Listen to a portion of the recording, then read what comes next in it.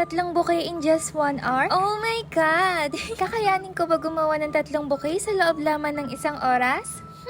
Oh my God! For today's video, gagawa tayo ng 3 bouquet sa loob lang ng 1 oras. Kaya ba? So ngayon, gagawa tayo ng 3 bouquet, tapos ito may timer ako. Yan, 1 hour.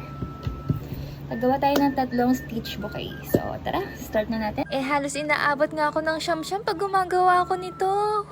May order nga sa Black Up ng 3 stitch bouquet at tatargetin ko na matapos ito sa loob ng 1 oras. Nag-timer nga ako dyan para makita nyo din yung oras sa paggawa ko. May glue stick na nga din tong mga stitch kaya i-arrange ko na lang sila.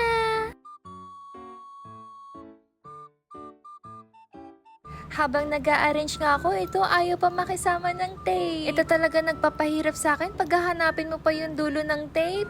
Ayan, ginamitan ko pa ng gunting. At finally, nahanap ko na din. Tinuloy ko na nga yung pag-arrange.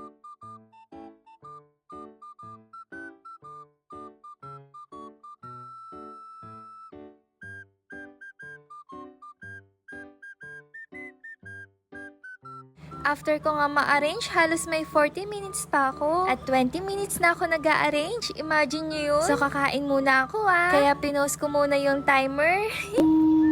So, yun guys, pinost ko muna.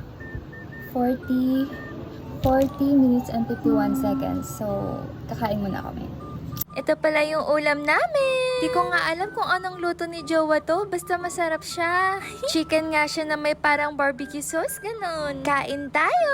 After ko nga kumain, sinet ko na ulit yung timer at magharap na din tayo. Yung una ko nga ginawa yung 6 pieces.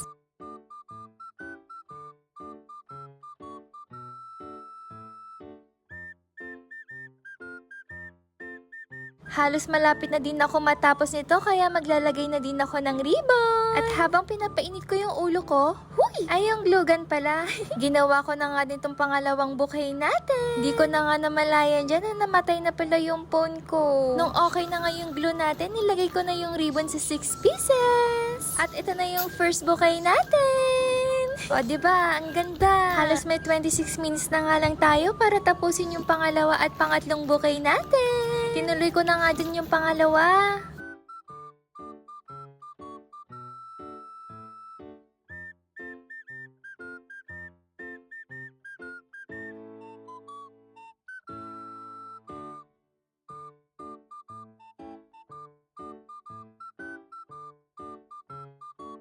Gumawa na nga ako ng ribbon para sa pangalawang bouquet. Halos may 17 minutes na nga lang ako dyan. Nakakaloka talaga at namatay pa yung phone. Pero tuloy lang tayo sa paggawa. Natapos ko na nga yung pangalawang bouquet. At tinuloy ko na yung pangatlo. Ang bilis nga ng oras at 13 minutes na lang ang natitira sa akin. Hindi ko nga alam kung matatapos ko pa to. Dahil 30 minutes ko talaga natatapos yung mga bouquet. As in, nagmamadali na ako dyan.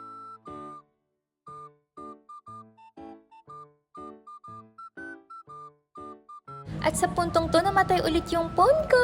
Hinayaan ko na nga lang siya dyan kasi gusto ko rin ma-surprise. Anong hula nyo? Umabot ba ako sa 1 hour challenge? At laking gulat ko kasi halos may 40 seconds pa ako. Pero yung totoo, halos 1 minute pa talaga yan kanina. Nakakatuwa talaga kasi natapos ko yung 3 bouquet sa loob ng 1 oras. Ito na nga yung 3 bouquet na nagawa ko. Kaya ko naman pala kumilos ng mabilis. Naku, kung alam niyo lang kung gaano ako kabagal kumilos. Kaya naman, congrats sa atin! Siguro dapat everyday may pa-challenge ako sa sarili ko, no? Sige na, ayun lang muna. Bye!